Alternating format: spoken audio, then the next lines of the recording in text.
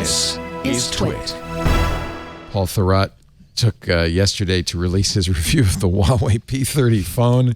Best smartphone camera ever, he said. Shortly after that, Huawei announced, we're not making any more phones. They are slowing down phone production because of the United States restrictions. Just as they become the second largest smartphone manufacturer in the world, and then this happens. It's the weirdest story ever. And we'll never get to the bottom of it. We've talked about it a lot on all of our shows, but apparently the latest news is Huawei is ending smartphone production. It does make among the best smartphones. As you said, the number 2 smartphone company in the world.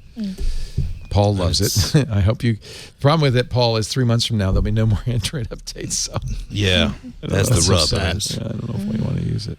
This is They're just... even being kicked out of the IEEE. I mean, it's just... Everybody has just turned their back. They're being... What is it? But there's no evidence. You know, it's the same thing that they did with Kaspersky. No evidence. Same thing the reason why we went to Iraq in the first place. It's security theater. It's the illusion of doing something instead of addressing the real. It's watch the hand, watch the hand, watch the hand. But it's almost like one person. I'm not going to mention the name. Almost like one person is like deciding to kill this company. Yeah, it just seems that way for some reason. So who benefits by the company being killed? Would be the question you have to I was in a answer. joke store in Vegas yesterday. I was going to say this sounds like a bad. It was called Stupidiotic, which is a good name, and it had red MAGA hats, but the slogan on it was "Make red hats great again." I like that. I might buy that hat. I think that's a good hat.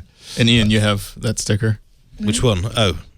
Make root great again. I didn't even see that. Very nice. No, I picked that up at SchmooCon a couple of years Make ago. root great again. Oh my gosh. I could wear that shirt.